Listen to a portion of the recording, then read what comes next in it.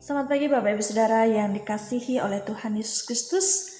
Berjumpa kembali dalam acara Morning Call GPIB. Perkenalkan, nama saya Pendeta Sehari Wahyuni Angkal. Saya adalah pendeta jemaat di GPIB Alfa Omega Sungai Bahar Jambi. Saat ini saya melayani di 2 pos Pelkes. Yang pertama itu pos Pelkes Getsemani Rentang Baru, lalu yang kedua pos Pelkes Salom Guru Baru.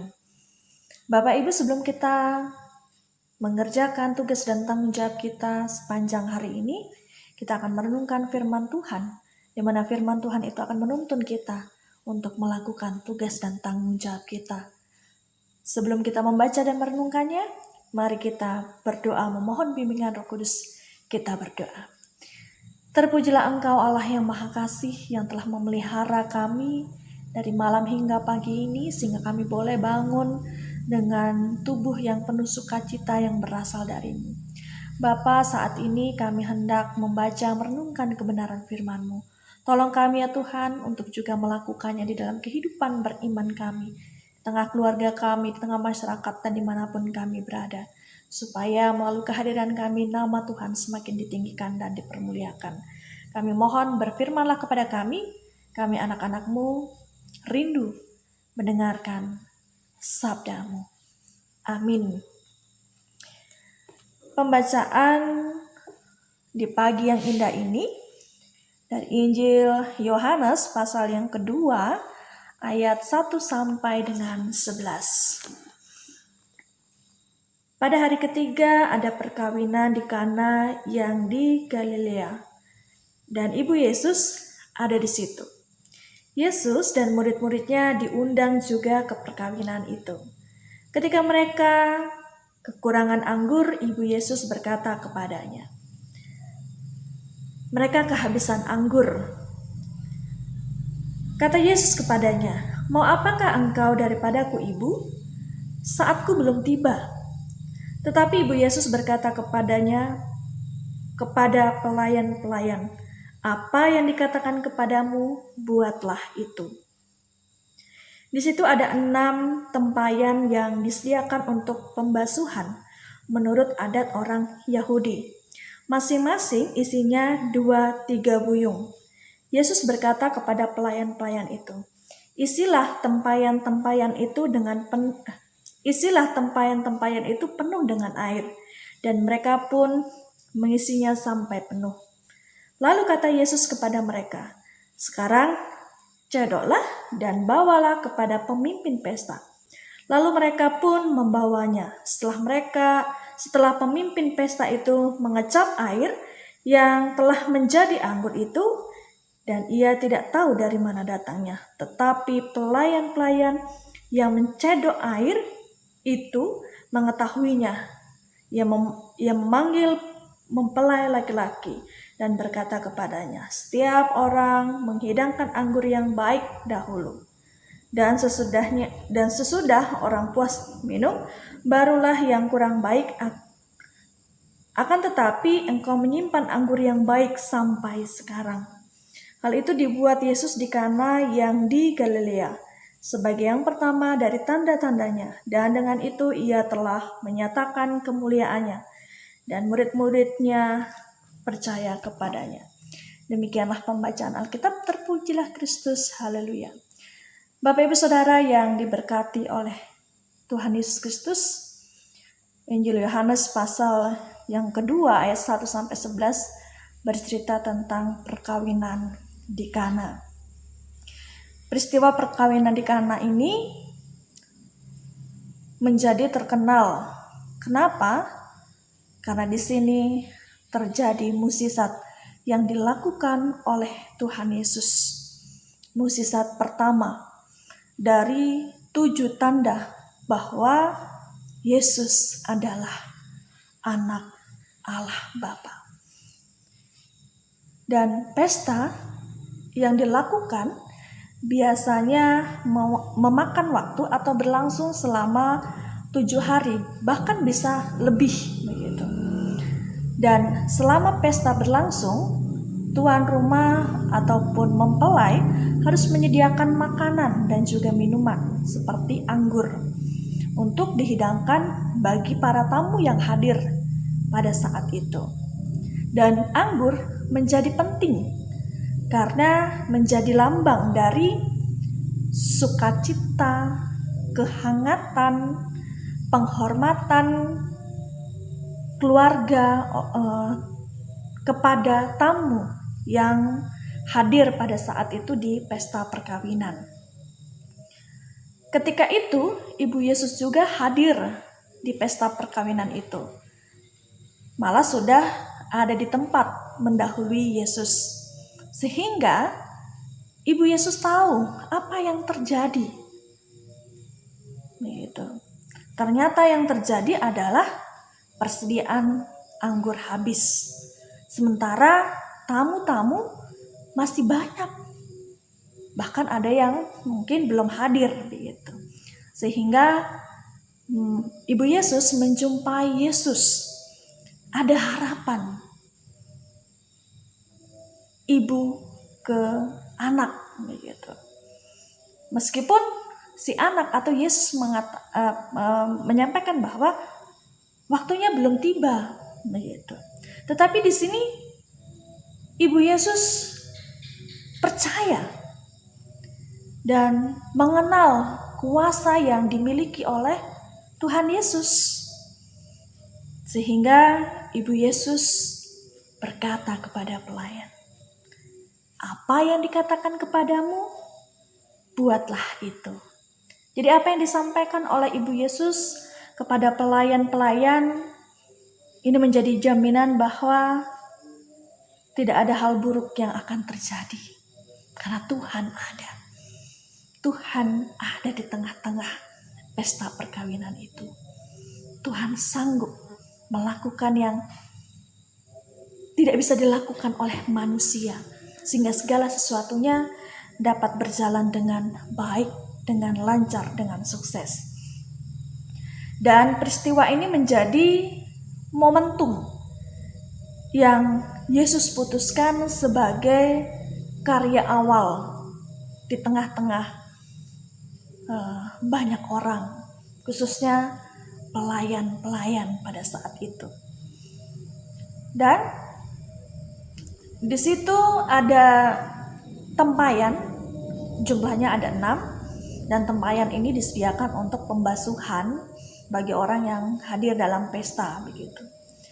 Dan masing-masing tempayan itu berisi 2-3 buyung air di dalamnya.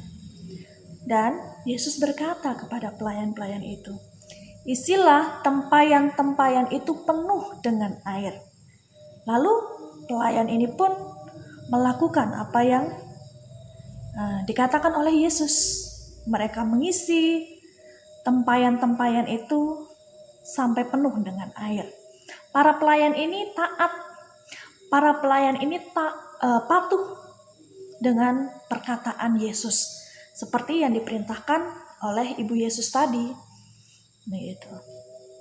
Apapun yang dikatakan Yesus, buatlah itu.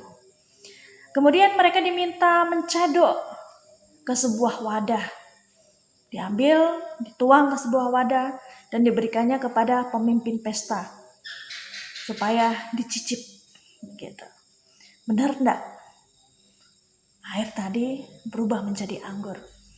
Dan ketika pemimpin pesta meminum, ternyata air itu adalah anggur.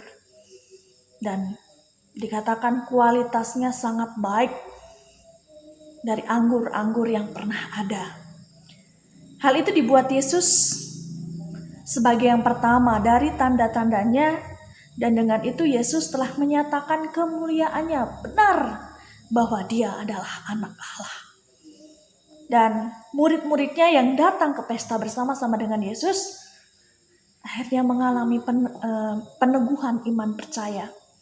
Mereka menjadi percaya dan semakin beriman. Bapak Ibu Saudara yang diberkati oleh Tuhan Yesus Kristus, apa yang dapat kita renungkan dari bacaan kita pagi ini? Kita diminta untuk setia kepada Tuhan dan perintahnya sampai akhir. Apa yang dikatakan, buatlah itu. Maka tidak ada yang mustahil ketika Tuhan berkehendak, ketika Tuhan bekerja. Hanya taat, hanya patuh pada perkataan Yesus.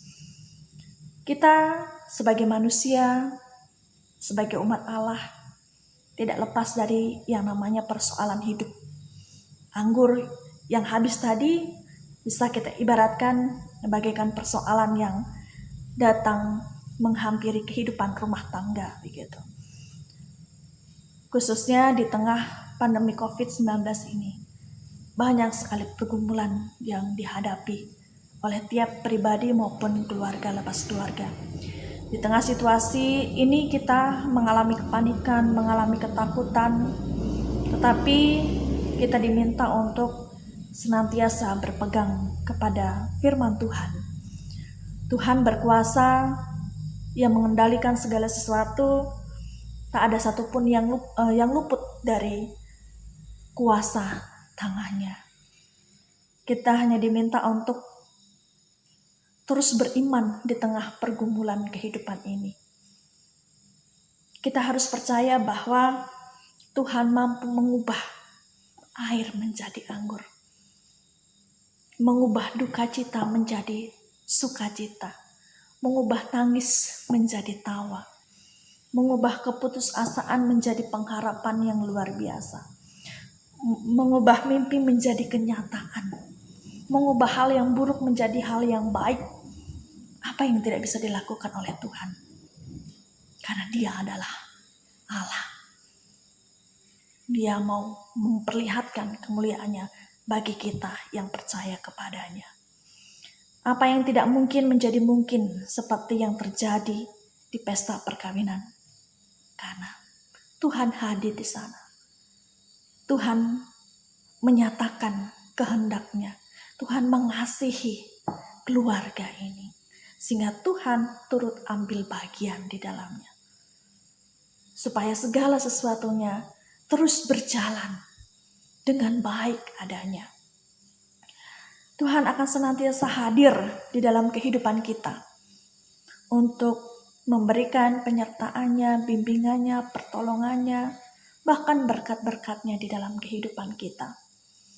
Oleh karena itu, kita dituntut untuk setialah kepadanya, dengar-dengaranlah kepada Tuhan, taat pada firman-Nya. Karena semuanya itu menjadi jaminan untuk masa depan kita yang penuh pengharapan. Undang Tuhan dalam setiap situasi kehidupan kita. Karena Dia akan melakukan mukjizat-Nya yang luar biasa. Sehingga iman percaya kita semakin bertumbuh di dalam pengenalan akan Dia. Amin. Mari kita berdoa. Terima kasih ya Tuhan untuk firman yang sudah kami baca dan renungkan bersama-sama. Tolong kami ya Tuhan untuk menghayati, untuk mendalami, untuk memahami supaya kami juga boleh melakukannya di dalam kehidupan beriman kami. Jauhkanlah perasaan takut, khawatir, kecemasan, karena kami percaya Tuhan ada bersama dengan kami. Pertolongan Tuhan tepat pada waktunya. Tuhan memberkati kami pribadi maupun keluarga lepas keluarga. Tuhan tidak mau hal buruk terjadi dalam kehidupan kami. Tuhan mau melimpahkan berkat-berkat di dalam kehidupan kami. Tetapi Tuhan menghendaki kami untuk taat, setia, patuh pada perkataan-Mu, pada firman-Mu. Supaya kemuliaan Tuhan itu nyata di dalam kehidupan kami. Kami mohon berkati keluarga kami, anak-anak kami, pekerjaan kami, usaha yang kami miliki, keseharian kami, pelayanan yang kami lakukan, persoalan pergumulan kehidupan kami di tengah pandemi COVID-19 ini, kesehatan kami. Tuhan tolong kami, mampukan kami untuk terus berpengharapan kepadamu, satu-satunya Tuhan dan Juru Selamat kehidupan kami. Kami menyerahkan segala tugas dan tanggung jawab kami sepanjang hari ini, bahkan di minggu-minggu yang akan datang. Engkau tahu betul ya Tuhan akan keberadaan kami. Dengan bersamamu, maka kami akan dimampukan untuk menghadapi segala tantangan, pergumulan, dan kami memperoleh kemenangan. Karena Engkau Allah yang baik, akan bersama kami mengatasinya. Kami percaya Tuhan Engkau melihat persoalan pergumulan kami. Dan biarlah melalui semuanya itu, iman percaya kami semakin bertumbuh di dalam pengenalan akan Engkau saja. Terima kasih ya Tuhan. Ampuni salah dosa dan pelanggaran kami, supaya kehidupan kami tetap layak di hadapan-Mu, dan kehidupan kami boleh membawa damai sejahtera dan juga berkat bagi banyak orang. Dalam nama Tuhan Yesus Kristus kami sudah berdoa. Amin.